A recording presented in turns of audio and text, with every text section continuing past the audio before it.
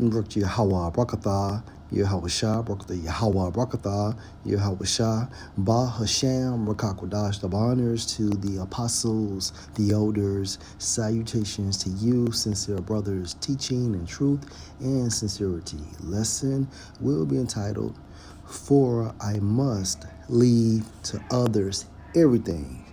I repeat, for I must leave to others everything. Lord will, you are edified. Video will be used for fair use purpose only. As you can see, it's entitled Mike Epps telling y'all that your life is rented. You work to stack money for somebody else because when you die, you can't take it with you.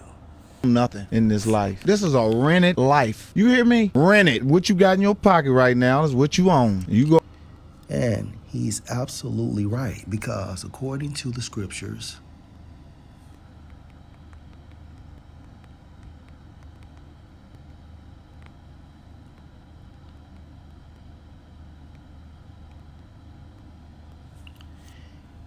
Hebrews 12:9, furthermore, we have had fathers of our flesh which corrected us, and we gave them reverence. Shall we not much rather be in subjection unto the Father of spirits, referring to Yahweh, and live? Right? So Yahweh is the Father of spirits, and we are renting our lives from Yahweh through Yahweh Shai.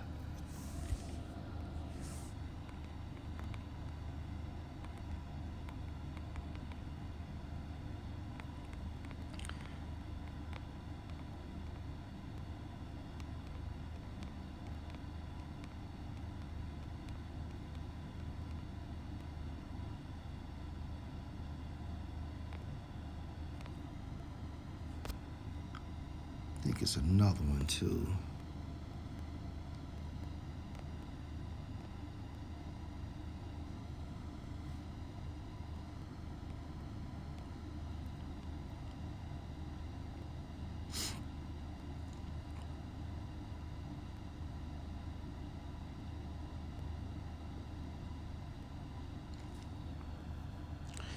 Ecclesiastes 3 and chapter Salakia. Ecclesiastes chapter 3 and verse 20. All go into one place, so we all return to the spiritual realm after we perish or demise. All are of the dust, and all turn to dust again. Verse 21. Who knows the spirit of man that go upward, right? Upward, back into the spiritual realm, and the spirit of the beast that go downward to the earth. So when animals die, right, they come right back. But when man, woman, and child perish, we go straight into the spiritual realm to be judged, and we come back around the third and fourth generation, or third or fourth generation. Go to the morgue, they'll put that in a property bag and give that to your family. That means the money in the bank is a number on a piece of paper. When the bank is closed, we even. That's real. Ain't nobody better than nobody on this earth. You can't take it with you. All I can buy. That's correct here, because the Israelites, okay, are better than everybody. Why? Because Yahweh, Bahashem, Yahweh Shah has chosen that nation, or our nation, out of all nations on the earth. So yes, we are better than the other nations, beginning with the elect. Let's go to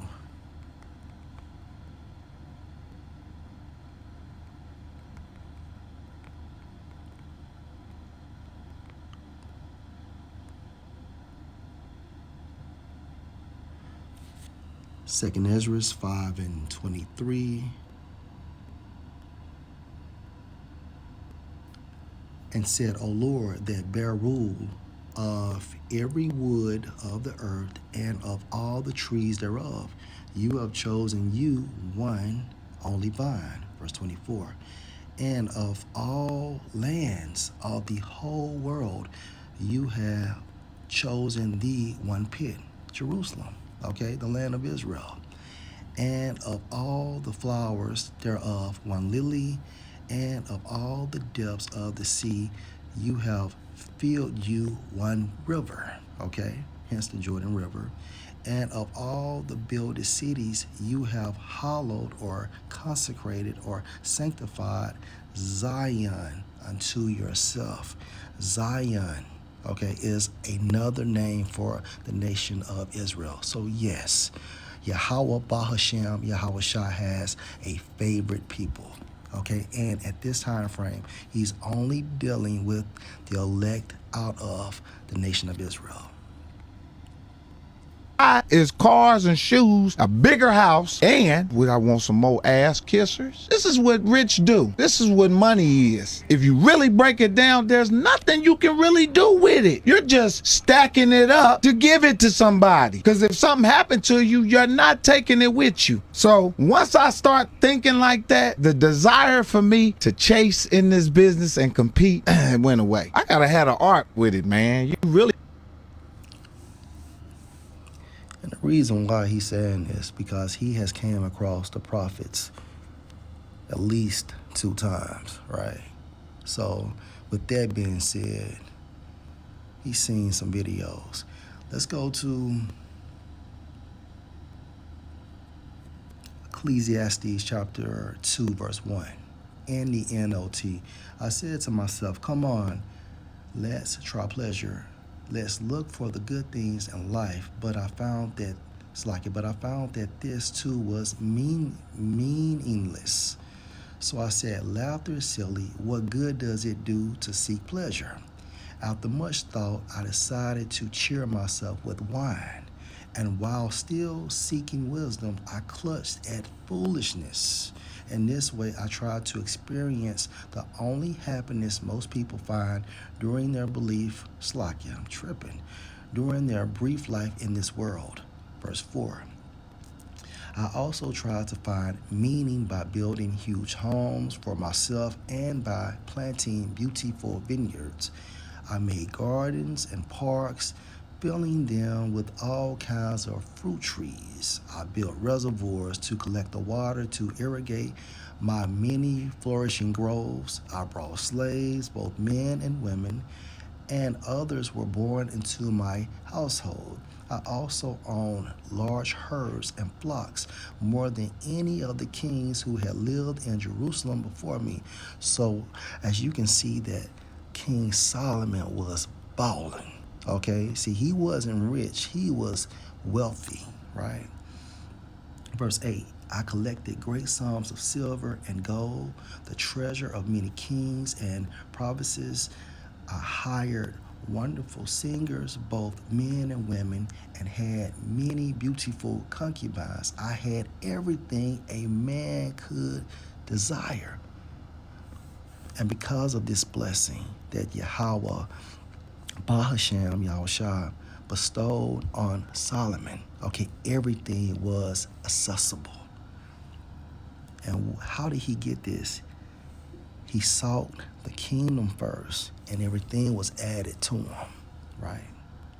Verse 9, so I became greater than all who had lived in Jerusalem before me, even David, and my wisdom never failed me. Anything I wanted, I would take. I denied myself no pleasure. I even found great pleasure at hard work, a reward for all my labors.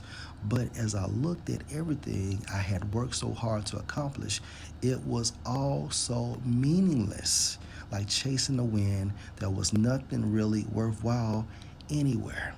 Verse 12, so I decided to compare wisdom with foolishness and madness, for who can do this better than I, the king? Verse 13, I thought wisdom is better than foolishness, just as light is better than darkness. For the wise can see where they are going, but fools walk in the dark.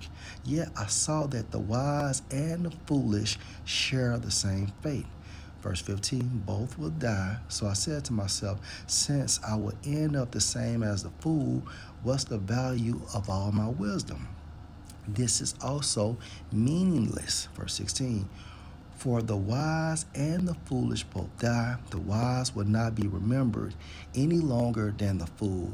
In the days to come, both will be forgotten. Verse 17. So I came to hate life because everything done here under the sun is so troubling.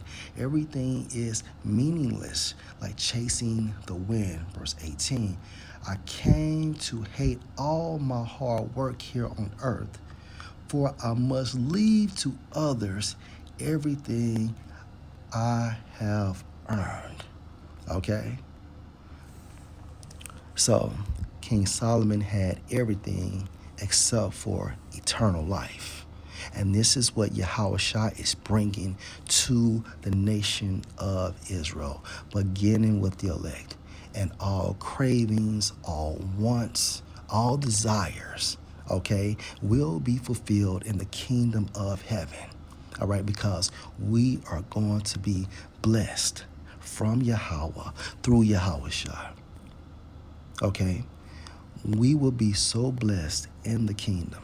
All right, regarding the one, you will not be able to finish that thought because the Most High is going to grant it to us. All right, we will never get bored in the kingdom. We will never get sick in the kingdom. We will never die in the kingdom, because this is within the terms of the second covenant. Okay, Lord, will you edify? Shalom.